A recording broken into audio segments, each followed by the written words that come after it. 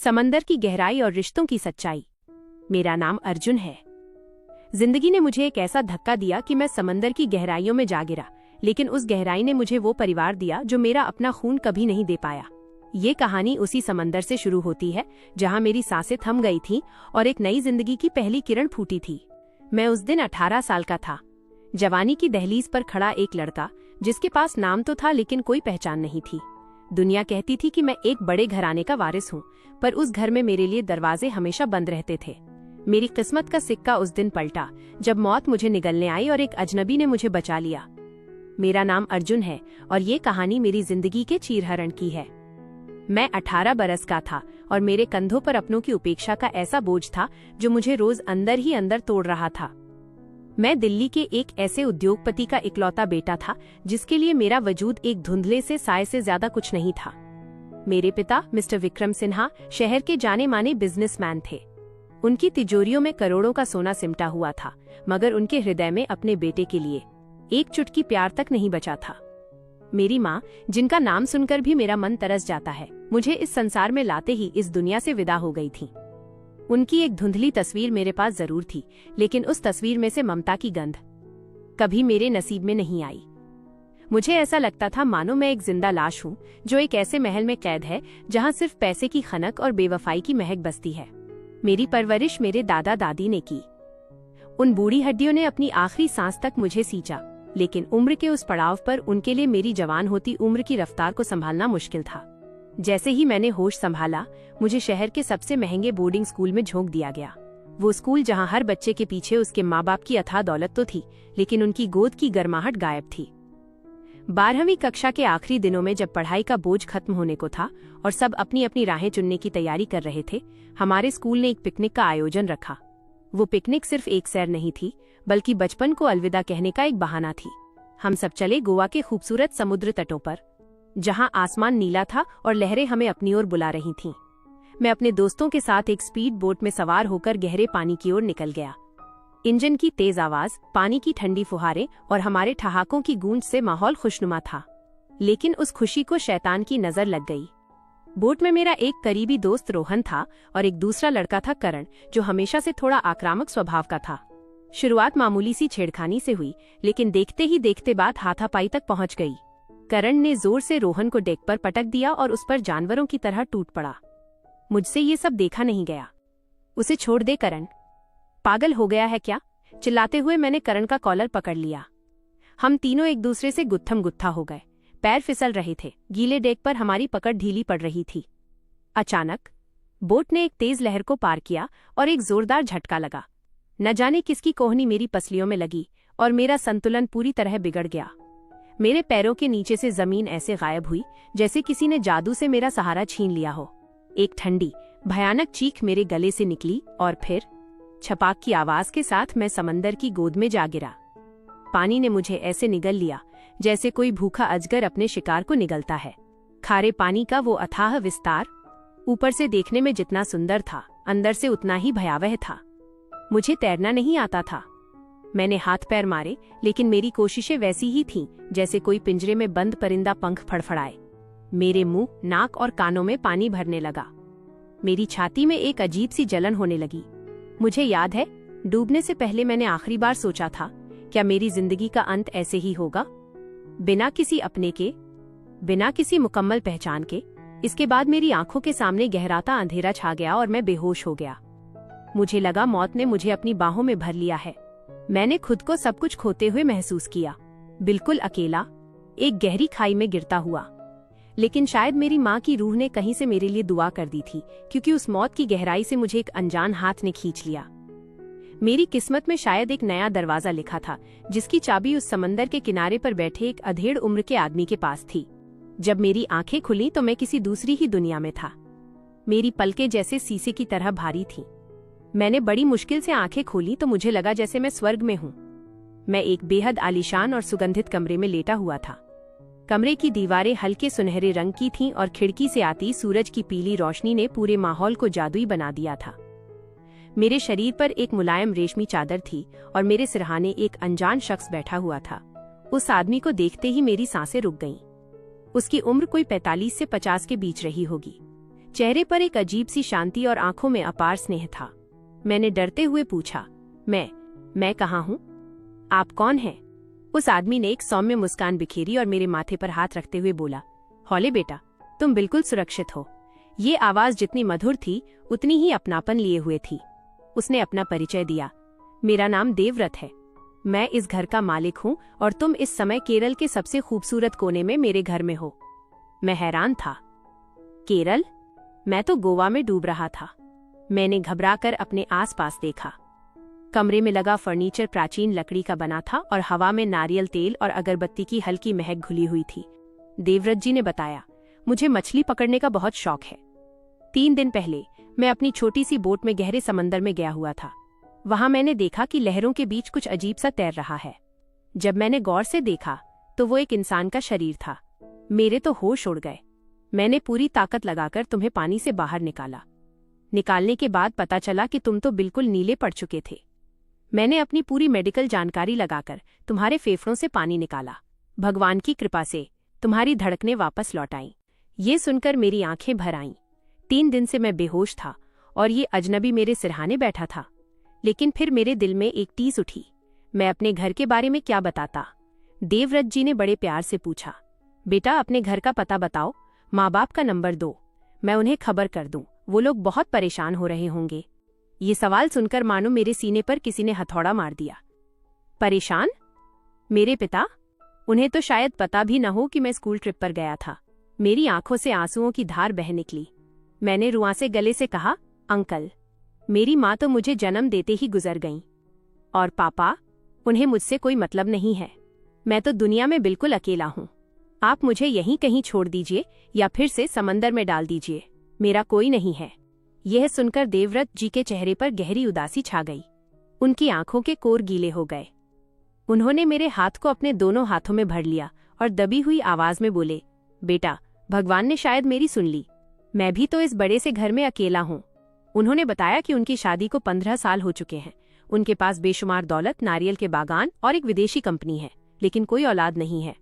उनकी आवाज में जो तड़प थी वो मेरे दिल के तारों को छू गई। क्या तुम मेरे साथ रहना पसंद करोगे अर्जुन? देवव्रत जी ने जब ये कहा तो मेरा हृदय जोरों से धड़कने लगा। क्या सचमुच ऐसा हो सकता है? जिस प्यार और अपनेपन के लिए मैं सारी जिंदगी तरसता रहा, वो मुझे समंदर के किनारे एक अजनबी के रूप में मिलने वाला था। देवव्रत जी के घर में रहते हुए मुझे कुछ दिन बीत गए थे। ये घर कोई साधारण घर नहीं, बल्कि केरल के बैकवाटर्स के किनारे बसा एक भव्य महल था। चारों तरफ हरियाली का ऐसा मखमली बिछौना था जो आंखों को ठंडक पहुंचाता था। घर के आंगन में एक छोटा सा तालाब था जिसमें रंग बिरंगी मछलियां तैरती थीं और दूर दूर तक नारियल के पेड़ों की कतारें सिर सटाए खड़ी थीं, मानो इस घर की रखवाली कर रही हों। इस घर में दौलत की कोई कमी नहीं थी, लेकिन यहाँ एक अजीब सा सन्नाटा पसरा रहता था जो मेरे खालीपन को और गहरा कर देता था। मेरी तबीयत अब काफी हद तक ठीक हो चुकी थी। देवव्रत जी ने अपने निजी डॉक्टर को बुलाकर मेरी पूरी जांच करवाई और मेरे लिए ढेर सारे नए कपड़े और जरूरत का सारा सामान मंगवा दिया। वो मुझे अपने बेटे की तरह रखना चाहते थे। ये बात उनकी हर हरकत से झलकती थी। वो अक्सर मुझे अपने पास बैठाकर समंदर की लहरों को देखते हुए जीवन के दर्शन समझाते। एक दिन शाम के समय जब आसमान नारंगी रंग की चादर ओढ़े हुए था, देवव्रत जी मुझे बगीचे में ले गए। वहां उन्होंने मुझे अपनी जिंदगी के बारे में बताया। देखो अर्जुन, उन्होंने कहा, ये सब जो तुम देख रहे हो ये मेरी सारी उम्र की कमाई है। मैंने दिन रात एक करके यह साम्राज्य खड़ा किया है। लेकिन जब रात को अपने कमरे में जाता हूँ तो ये सब व्यर्थ लगता है, क्योंकि मेरे सीने से लगकर रोने या मेरी विरासत को आगे बढ़ाने वाला कोई नहीं है। उनकी बात सुनकर मुझे अपने पिता की याद आ गई। देवव्रत जी के पास सब कुछ था, फिर भी वो औलाद के लिए तड़प रहे थे, और मेरे पिता के पास मैं था, फिर भी उन्होंने मुझे कभी अपना समझा ही नहीं। भगवान का खेल भी कितना विचित्र है। उस शाम मेरी मुलाकात देवव्रत जी की पत्नी से हुई। जब वो बगीचे में आईं तो मेरी आंखें उन पर टिक कर रह गईं। उनका नाम मायरा था। वो कोई 25-26 साल की बेहद खूबसूरत महिला थीं। उनके चेहरे पर एक अलग ही चमक थी, लेकिन उनकी आंखों में एक अजीब सी अतृप्ति और गहराई थी जो मुझे चुभ गई। मैंने सोचा कि शायद ये देवव्रत जी की बेटी होंगी या कोई रिश्तेदार, लेकिन जब देवव्रत जी ने परिचय कराते हुए कहा कि ये मेरी पत्नी मायरा हैं, तो मैं अवाक रह गया। शाम के खाने पर हम तीनों एक साथ बैठे। मायरा जी की खाना पकाने की कला लाजवाब थी। उन्होंने केरल की पारंपरिक मछली करी बनाई थी, जिसका स्वाद मैं कभी नहीं भूल सकता। कैसा लगा खाना अर्जुन? मायरा जी ने मीठी मुस्कान के साथ पूछा। उनकी नजरें मुझ पर ऐसे टिकी थीं जैसे मैं कोई अनोखी चीज हूँ। बहुत अच्छा है आंटी जी, मैंने सिर झुकाकर जवाब दिया। आंटी? वो जोर से हंस पड़ी। मैं तुम्हारी आंटी लगती हूँ क्या? मुझे मायरा बुलाओ। उनकी ये बात मुझे बड़ी अटपटी लगी। खाने की मेज पर देवव्रत जी हमें देखकर मुस्कुरा रहे थे, लेकिन मायरा जी की आंखों के भाव मुझे कुछ और ही संकेत दे रहे थे। रात को जब मैं सोने जा रहा था तो मायरा जी मेरे कमरे में एक गिलास गर्म दूध लेकर आईं।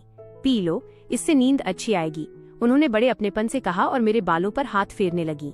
उनका वो स्पर्श मातृत्व वाला नहीं बल्कि कुछ और ही था, जिसने मुझे भीतर तक झकझोर दिया। मैंने असहज होकर अपना सिर पीछे कर लिया। मुझे समझ नहीं आ रहा था कि ये सब क्या हो रहा है। उस रात देवव्रत जी को अचानक बहुत तेज खून की उल्टियां हुईं। रात के सन्नाटे में जब मैंने कराहने की आवाज सुनी तो मेरी रूह कांप गई। मैं तुरंत उनके कमरे की ओर भागा। अंदर का नजारा देखकर मेरी सांसें थम गईं। देवव्रत जी बिस्तर पर बेहोश पड़े थे और मायरा जी एक तरफ खड़ी सहमी हुई रो रही थीं। आपने डॉक्टर को क्यों नहीं बुलाया? मैंने लगभग चिल्लाते हुए पूछा। मैं इतना डर गई थी कि मुझसे फोन तक नहीं उठाया गया, मायरा जी बदहवास होकर बोली। मैंने बिना एक पल गंवाए देवव्रत जी को अपनी पीठ पर लादा। 18 साल की जवान देह में इतनी ताकत थी कि मैं उन्हें उठाकर सीधा कार तक ले गया। ड्राइवर को रातों रात अस्पताल ले चलने का आदेश देकर मैं खुद उनके साथ पिछली सीट पर बैठ गया। रास्ते भर उनका सिर मेरी गोद में रहा। मेरे आंसू लगातार उनके चेहरे पर गिर रहे थे। मुझे लग रहा था कि जिंदगी ने अभी अभी मुझे एक सहारा दिया था और मौत उसे मुझसे छीनने आ गई है। अस्पताल के आईसीयू के बाहर बैठे बैठे वो रात सबसे लंबी रात थी। डॉक्टर ने आकर बताया कि देवव्रत जी को क्रॉनिक हेपेटाइटिस है और उनका लीवर बहुत कमजोर हो चुका है। उनकी ये बीमारी सालों पुरानी है, लेकिन अब इसने गंभीर रूप ले लिया है। इन्हें बिल्कुल तनाव नहीं लेना चाहिए और पूरा आराम करना चाहिए। जब सुबह हुई और देवव्रत जी को होश आया तो उनकी नजरें सबसे पहले मुझे ही ढूंढ रही थीं। मायरा जी ने उन्हें बताया कि किस तरह मैं रात भर उनके लिए रोता रहा और कैसे उन्हें गोद में उठाकर लाया। ये सुनते ही देवव्रत जी ने मेरा हाथ अपने गालों से लगा लिया और फूट फूट कर रो पड़े। अर्जुन बेटा, मैंने सारी उम्र पैसे कमाए, लेकिन तुमने मुझे बिना मांगे जो प्यार दिया वो मेरी सारी दौलत से कीमती है। क्या तुम मुझे पापा कहोगे? वह पल मेरे लिए जीवन बदल देने वाला था। मैं औपचारिकता और आदर के उस स्तर को तोड़कर उनकी छाती से लग गया और जोर से चिल्लाया, पापा। बस उस एक शब्द ने हमारे रिश्ते को स्वर्ग की ऊंचाई दे दी। अगले ही दिन घर पर एक वकील को बुलाया गया और देवव्रत जी ने अपनी वसीयत का एक हिस्सा मेरे नाम कर दिया। लेकिन उन्होंने ये भी कहा, बेटा, इस बीमार शरीर से अब कंपनी संभाली नहीं जाती। मेरे बिजनेस का सिस्टम खराब हो रहा है। मैंने उसी समय उनके सामने प्रण लिया, पापा आप आराम कीजिए, कल से मैं आपकी जगह ऑफिस जाऊंगा। मेरी बात सुनकर देवव्रत जी की आंखें चमक उठीं, जबकि पीछे खड़ी मायरा जी के चेहरे पर एक अजीब सी काली छाया दौड़ गई। मैंने उस छाया को देखा तो, लेकिन उसकी गहराई को समझ नहीं पाया। मेरे लिए तो बस यही जरूरी था कि मेरे पापा की तबीयत ठीक हो जाए और मैं उनका बोझ हल्का कर सकूं। लेकिन सुनहरे पिंजरे का सन्नाटा अब धीरे धीरे एक भयानक साजिश का शोर बनने की तैयारी कर रहा था। अगले कुछ महीने जैसे पानी की लकीरों की तरह बह गए। मैंने देवव्रत जी की कंपनी को संभालने में अपनी पूरी जान लगा दी। ये एक मसालों का निर्यात करने वाली अंतर्राष्ट्रीय कंपनी थी और मेरे लिए ये बिल्कुल नया संसार था। शुरुआत में तो मुझे बड़ी मुश्किल हुई। फाइलों के ढेर और मुनाफे नुकसान के हिसाब समझने में मेरे पसीने छूट जाते थे। लेकिन जब भी मैं हार मानने लगता, देवव्रत जी का वो बीमार चेहरा और उनकी भरोसे भरी आंखें मेरे सामने आ जाती। मैंने रात दिन एक कर दिया, न चैन न सुकून, बस काम, काम और काम। कंपनी के सीनियर मैनेजर भी मेरी लगन देखकर हैरान थे। जहां पहले मैं न जाने कितनी बार देवव्रत जी को फोन लगाकर पूछता रहता था, अब धीरे धीरे सारा सिस्टम मेरी मुट्ठी में आ गया था। दूसरी तरफ देवव्रत जी की तबीयत में लगातार उतार चढ़ाव आ रहा था। मायरा जी हमेशा उनके पास रहती। बाहर से देखने पर वो एक समर्पित पत्नी का पूरा नाटक कर रही थीं। वक्त पर दवाई, समय पर खाना और पति के माथे पर प्यार भरा हाथ फेरना। लेकिन एक अजीब बात थी, जब भी मैं घर आता मैंने देखा कि पापा की आवाज धीमी होती जा रही थी और उनकी आंखों के नीचे के गड्ढे गहरे होते जा रहे थे। एक दिन मैंने मायरा जी से पूछा, डॉक्टर ने तो कहा था कि आराम से पापा ठीक हो जाएंगे, लेकिन ये इतने कमजोर क्यों लग रहे हैं? मायरा जी ने तपाक से जवाब दिया, अर्जुन, बीमारी का क्या भरोसा, और वैसे भी अब तो तुम्हें बिजनेस की पड़ी है ना, अपना काम देखो, घर की चिंता मुझ पर छोड़ दो। उनकी बात में एक कड़वाहट थी। वास्तव में मेरे कंपनी संभालने के बाद एक बड़ी समस्या यह थी कि मेरा पापा के साथ बिताने का समय बहुत कम हो गया था। मायरा जी ने यह स्थिति पूरी तरह हथिया ली थी। जब भी मैं पापा से मिलने जाता, या तो वो सो रहे होते या मायरा जी कहती कि अभी दवाई का असर है, उन्हें मत जगाओ। मैं उनकी बात मान लेता। मुझे क्या पता था कि ये मेरी पापा से मिलने की आखिरी घड़ियों की उल्टी गिनती चल रही है और मैं इस अनजान साजिश का शिकार होता जा रहा हूँ। मायरा जी का व्यवहार दिन ब दिन अजीब होता चला गया। अब वो मेरे कमरे में अक्सर बिना वजह आ जाती। कभी मेरे लिए रात को देर से खाना लेकर आती, तो कभी बहाने से मेरे कंधे पर हाथ रखकर बात करती। मुझे उनकी ये नज़दीकियां बहुत चुभती थीं। एक शाम जब मैं ऑफिस से लौटा तो काफी थक चुका था। मैंने देखा कि वो मेरे कमरे में बैठी मेरे कपड़ों को तह कर रही थीं। आप ये क्या कर रही हैं? नौकरानी कर देगी, मैंने थोड़ा तल्खी से कहा। तुम्हारा ख्याल कोई और रखे, ये मुझसे देखा नहीं जाता अर्जुन, उन्होंने अपनी पलकें झुकाकर कहा। फिर अचानक वो उठी और मेरे बेहद करीब आ गईं। तुम सच में बहुत खूबसूरत हो। मैंने अपनी जिंदगी में ऐसा लड़का नहीं देखा जो इतना समझदार, इतना जुझारू और इतना आकर्षक हो। देवव्रत तो बूढ़े और बीमार हैं। इस बड़े से घर और इस दौलत को भोगने के लिए एक जवान साथी चाहिए। यह सुनकर मेरे कानों में खून दौड़ गया। मेरा पूरा शरीर कांप उठा। चुप रहिए, मैं चिल्ला उठा। आप मेरे पापा की पत्नी हैं और मेरे लिए आप एक माँ के समान हैं। मैं आपकी इज्जत करता हूँ। अगर आपने दोबारा ऐसी बात की तो मैं पापा से ये शिकायत जरूर करूंगा। मेरी बात सुनकर मायरा जी का चेहरा बिल्कुल बदल गया। उनकी आंखों में प्यार और मोहब्बत वाली चमक गायब हो गई और उसकी जगह एक जंगली हैवानियत और क्रूर घृणा भर गई। पापा, पापा कहते हो उस बूढ़े को? वो जोर से बिफर पड़ी। अगर मैं नहीं होती तो वो बूढ़ा कब का मर चुका होता। और तुम एक अनाथ कंगाल होकर यहाँ आए थे। यह सब कुछ मेरा हक था। मैंने ही सालों तक उस आदमी की सेवा की और उसने अपना सब कुछ तुम्हारे नाम कर दिया। वो पागलों की तरह चीख रही थीं। मैं तुम्हें आखिरी बार मौका दे रही हूँ। या तो मेरे साथ रहो और ये साम्राज्य हम मिलकर चलाएं, या फिर अपनी मौत खुद चुन लो। ये खुली धमकी थी। मैं समझ चुका था कि मैं एक सुनहरे रेगिस्तान में खड़ा हूँ जहाँ चारों तरफ सिर्फ मृग तृष्णा है। मुझे अब पापा की चिंता सताने लगी। मैं दिन में कई बार फोन करता, लेकिन पापा का नंबर हमेशा स्विच्ड ऑफ रहता। जब मैंने ये बात मायरा जी से पूछी तो उन्होंने कहा, डॉक्टर ने उन्हें स्क्रीन से दूर रहने को कहा है। मुझे शक तो हुआ, लेकिन मैं व्यस्तता के मकड़जाल में उलझा हुआ था। एक दिन पापा के पुराने दोस्त राघव अंकल घर आए। वो पापा से मिलने आए थे, लेकिन मायरा जी ने उन्हें भी ये कहकर गेट से लौटा दिया कि साहब आराम कर रहे हैं। संयोग से उस समय मैं भी घर पहुंच गया। मैंने राघव अंकल को नाराज होकर जाते देखा तो मेरा माथा ठनका। क्यों रोका उन्हें? मैंने पूछा। तुम घर के मालिक बन गए हो। मैं जानती हूँ कि मेरे पति के लिए क्या सही है, मायरा जी ने रौब से जवाब दिया। उस दिन मुझे ऑफिस केपीए का फोन आया। उसने कहा, सर, मैं कई दिनों से देवव्रत सर से बात करने की कोशिश कर रहा हूँ। कोई कॉल ही नहीं उठा रहे। कुछ जरूरी कागजात हैं। यह सुनकर मेरे दिल की धड़कन तेज हो गई। मैंने उसी वक्त तय कर लिया कि आज मैं बिना बताए पापा के कमरे में जाऊंगा। रात के करीब 11 बज रहे थे। मैं चुपके से अपने कमरे से निकला और पापा के कमरे की ओर बढ़ा। दरवाजा अंदर से बंद था। मैंने कई बार खटखटाया, कोई जवाब नहीं आया। अचानक दरवाजा खुला और मायरा जी बाहर निकली। उनके चेहरे पर घबराहट साफ झलक रही थी। इतनी रात को क्या कर रहे हो यहाँ? वो झल्ला कर बोली। मुझे पापा से मिलना है, अभी के अभी, मैंने जोर देकर कहा। वो सो रहे हैं, उन्होंने मेरा रास्ता रोक लिया। उन्हें जगाओ मत। लेकिन तभी मुझे अंदर से एक दबी हुई कराहने की आवाज सुनाई दी। मेरा खून खौल उठा। मैंने मायरा जी को जोर से एक तरफ धकेला और दरवाजे को पूरी ताकत से धक्का मारा। दरवाजा खुलते ही जो नजारा सामने आया, उसने मुझे पत्थर की मूर्ति बना दिया। पापा बिस्तर पर नहीं थे, वह फर्श पर बेहोश पड़े थे। उनके हाथ पैर बुरी तरह से सूजे हुए थे और मुंह से झाग निकल रहा था। ये वही इंसान था जिसने मुझे समंदर से निकाला था और आज इसकी ये हालत कर दी गई थी। पापा, मैं चीखा और उनके पास दौड़ा। मैंने पीछे मुड़कर मायरा जी को देखा। उनकी आंखों में कोई पछतावा नहीं था, बस नफरत थी। क्या किया तुमने इनके साथ? मेरी आवाज गूंजी।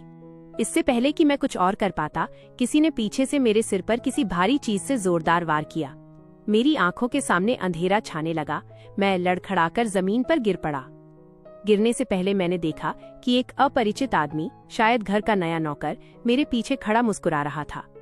मेरी आंखें बंद हो रही थीं और मायरा जी का निर्मम चेहरा आखिरी दृश्य था जो मेरे दिमाग में अंकित हुआ। जब मुझे होश आया तो मेरे सिर में एक भयानक दर्द हो रहा था। मैंने आंखें खोलने की कोशिश की तो रोशनी चुभने लगी। मैं किसी अंधेरे बदबूदार तहखाने में बंद था। ये वही घर था, लेकिन इसका वो रूप जो मैंने कभी नहीं देखा था। चारों तरफ सीलन और जाले लगे हुए थे। मेरे हाथ एक मोटी रस्सी से बंधे हुए थे और मुंह पर कपड़ा बंधा था। सामने एक टूटी हुई कुर्सी पर मायरा जी बैठी थीं और उनके बगल में वही नौकर खड़ा था जिसने मुझ पर हमला किया था। देखो तो हमारा राजकुमार जाग गया, मायरा जी ने तंज कसा। उनकी आवाज में वो मिठास नहीं थी जो पहले हुआ करती थी, बल्कि अब वो बर्फ जैसी ठंडी और पत्थर जैसी सख्त थी। मैंने छटपटाकर पूछा, पापा कहाँ हैं? उन्हें क्या हुआ? पापा? वो जोर से हंसी। वो हंसी दरिंदों जैसी थी। तुम्हारे पापा तो अब इस दुनिया में नहीं रहे अर्जुन, या यूं कह लो कि तुम्हारी वजह से ही उनकी मौत हुई है। यह सुनते ही मानो मेरे सीने में बारूद फट गया। झूठ बोलती हो, तुमने उनका क्या किया? मैं चिल्लाया। उसने शांति से एक फाइल मेरी तरफ उछाली। मैंने देखा, वो प्रॉपर्टी के कागज थे। उसने कहा, सुन, मेरे पास ज्यादा वक्त नहीं है। ये सब जायदाद, ये घर, ये कंपनी, सब कुछ तुम्हारे नाम है, लेकिन कानूनन अगर तुम मर जाओ तो ये सब तुम्हारी माँ यानी मुझे पत्नी को मिल जाएगा। लेकिन उस बूढ़े ने अपनी वसीयत में इतनी समझदारी दिखाई कि कहीं न कहीं से मेरा नाम ही नहीं जोड़ा। उसने सब कुछ तुम्हारे नाम कर दिया। अगर तुम जिंदा रहे तो मेरा कुछ नहीं हो सकता। इसीलिए तुम अपनी मर्जी से एक कागज पर लिख दो कि ये सारी संपत्ति मैं अपनी माँ मायरा के नाम करता हूँ। मैं सन्न रह गया। पापा ने सब कुछ सोच समझकर किया था। उन्होंने अपनी जायदाद मुझे देकर मायरा को बेदखल करने की पूरी कोशिश की थी, लेकिन मैं इतना नासमझ निकला कि इस साजिश को भांप नहीं पाया। अगर मैंने साइन नहीं किए तो, मैंने दांत पीसते हुए कहा। तो फिर तुम्हारा हश्र भी तुम्हारे पापा जैसा होगा, उसने बेरहमी से कहा। मैंने सालों तक उस बूढ़े के खाने में धीमा जहर दिया। वो हेपेटाइटिस से नहीं मर रहा था, वो आर्सेनिक और नशीली दवाओं के धीमे डोज से शरीर के एक एक अंग को खो रहा था। मैं चाहती थी कि वो धीरे धीरे मरे ताकि किसी को शक न हो, लेकिन तुम बीच में आ गए।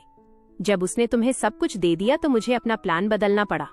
अब अगर तुमने ये कागज नहीं भरे तो ये तहखाना तुम्हारी कब्र बन जाएगा।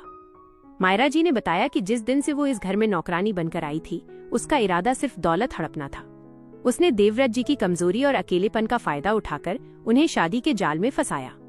लेकिन देवव्रत जी का अपने बिजनेस और इंसानों को परखने का अनुभव कमाल का था। उन्होंने मरने से पहले अपनी सारी दौलत मुझे देकर मायरा के अरमानों पर पानी फेर दिया। लेकिन तुम्हारी किस्मत भी खराब है अर्जुन, तुम मेरे जाल में फंस गए। अब चुपचाप साइन कर दो। मैंने उस औरत की आंखों में झांका। वहां न कोई दया थी, न कोई इंसानियत, बस लालच का एक भयानक अजगर बैठा था। मैं बिल्कुल टूट चुका था। जिस दुनिया को मैंने अपना समझा था, वहां मैं फिर से अनाथ हो गया था।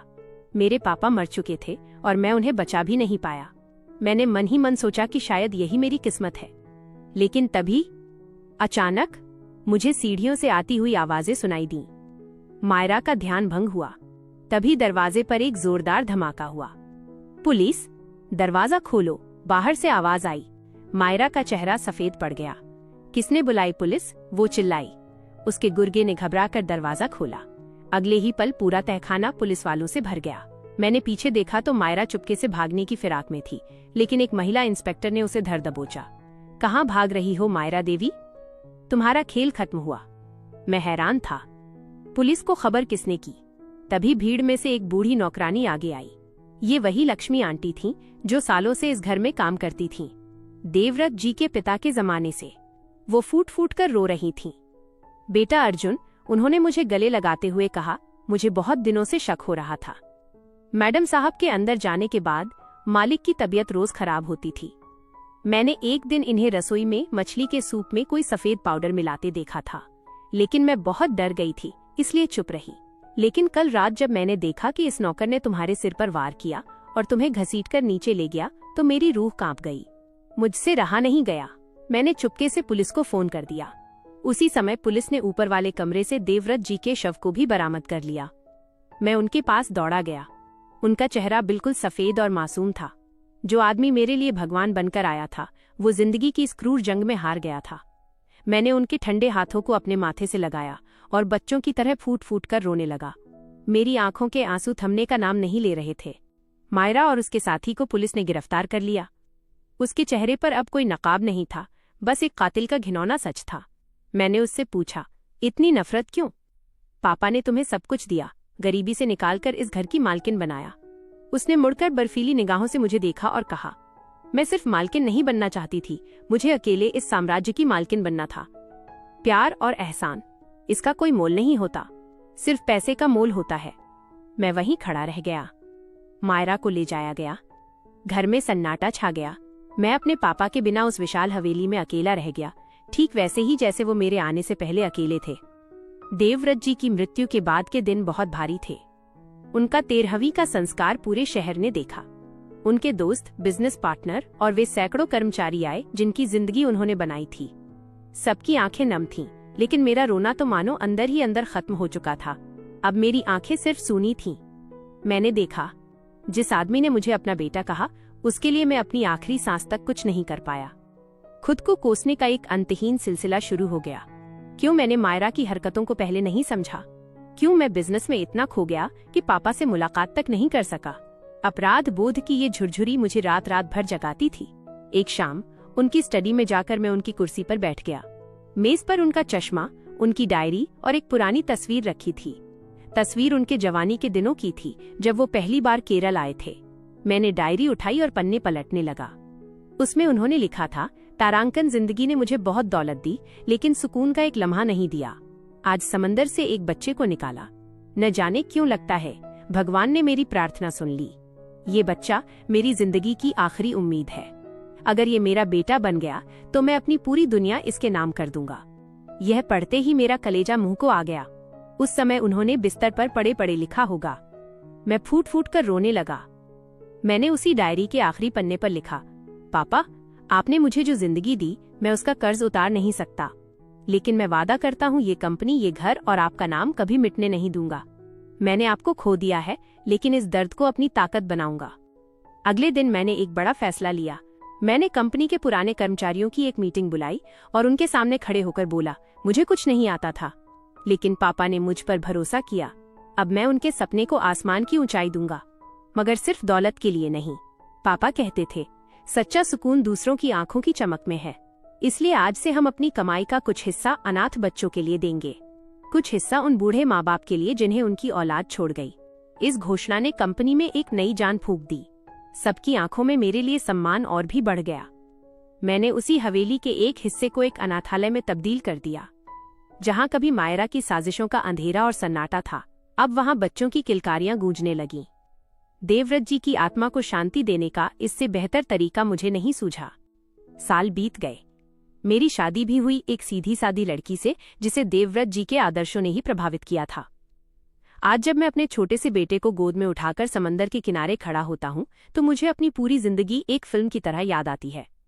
बच्चे ने पूछा, पापा, ये समंदर इतना बड़ा क्यों है? मैंने मुस्कुराकर जवाब दिया, क्योंकि बेटा, ये समंदर उन लोगों का घर है जो जिंदगी में कुछ महान करने की चाहत रखते हैं। इसी समंदर ने मुझे मेरे पापा से मिलवाया था। ये कहानी सिर्फ मेरी नहीं है, ये उन सब लोगों की है जो रिश्तों की गहराई को दौलत से तौलते हैं। सुनैना या मायरा जैसे लोग आज भी समाज में मौजूद हैं, जो सिर्फ धन देखते हैं, रिश्ते नहीं। और जीत या अर्जुन जैसे बच्चे भी मौजूद हैं, जिन्हें उनका हक नहीं मिलता। लेकिन याद रखिएगा, जो रिश्ता खून का न होकर भी खून से बढ़कर निभाया जाए, उसे पाना दुनिया की सबसे बड़ी दौलत है। मेरे पापा ने मुझे अपना नाम नहीं दिया, लेकिन अपना पूरा वजूद दे दिया, और मैंने उन्हें बचाने की कोशिश में अपनी जान लगा दी, लेकिन किस्मत को कुछ और ही मंजूर था। इसलिए अपने अपनों को समय दीजिए और लालच के उस अंधेरे से बचिए जो इंसान को हैवान बना देता है। दोस्तों, ये कहानी यहीं खत्म होती है। अगर आपको मेरा ये भावनात्मक सफर पसंद आया हो तो इसे लाइक और शेयर जरूर करें, और कमेंट में जरूर बताइएगा कि आपको कहानी का कौन सा किरदार सबसे अच्छा लगा, और क्या आप मानते हैं कि रिश्ते खून से ज्यादा दिल से बनते हैं। मिलते हैं अगली प्रेरणादायक कहानी के साथ। तब तक अपनों का ख्याल रखिए, खुश रहिए।